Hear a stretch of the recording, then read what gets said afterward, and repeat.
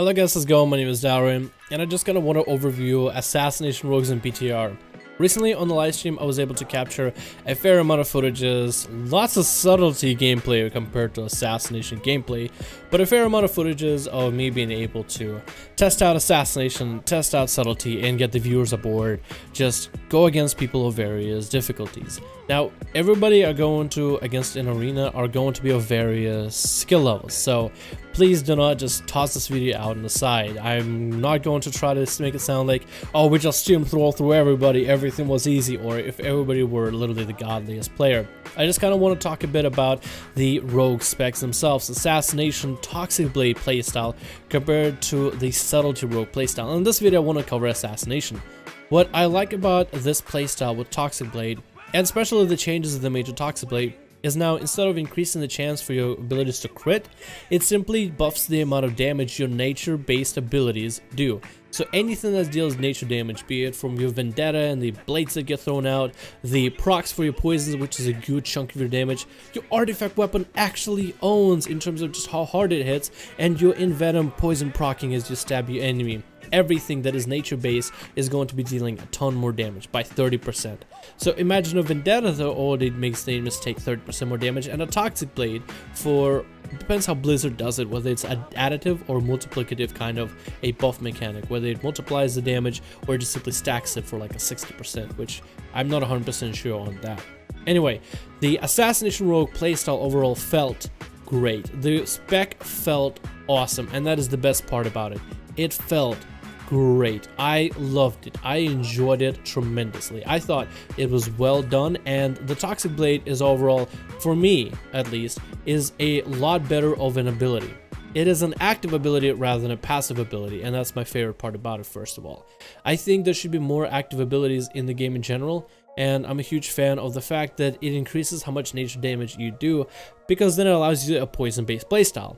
I guess in the past, especially compared to Agonizing Poison, competitively Toxic Blade is better. First of all, it cannot be cleansed, so you have to bubble, ice block, or bop it, because it is a physical ability, it's a physical deliberation. So you can't take it off, which is awesome. And what an enemy is gonna do except what? Keep cleansing your deadly poison. Every time that applies, it already deals the initial damage, and especially your artifact weapon, which cannot be cleansed either, overall allows you a effective poison based playstyle. And the best part about it, it is not completely countered by paladins, who, I said it before, why do paladins have a trait that just dispels your poisons? It makes agonizing poison useless, and it's not just the dispels your poisons, you know, often.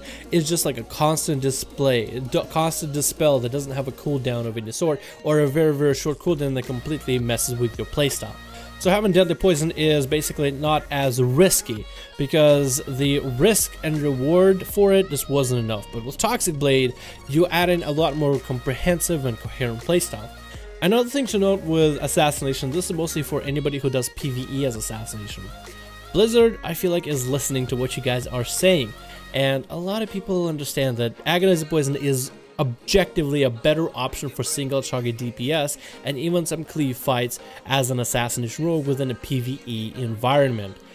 That being said, Blizzard decided to add him a buff where instead of getting a 11% damage increase, they gave him now a 22% damage increase on your basic abilities, which is that, I don't even remember what's it called, but it's a buff that they started to apply to a lot of classes to see if they can match their damage.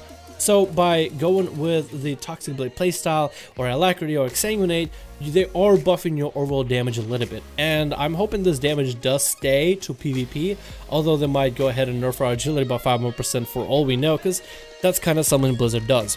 Regardless, with the way Assassination currently is, even without this, I guess, 11% going to 22% damage increase to benefit for the PvE community that plays Assassination Rogues, overall, the Toxic Blade playstyle is just an effective, useful toolkit with decent damage, awesome effect, another common point builder at a fairly low energy spending capability that allows you to play Assassination not only an awesome build, but also an effective build.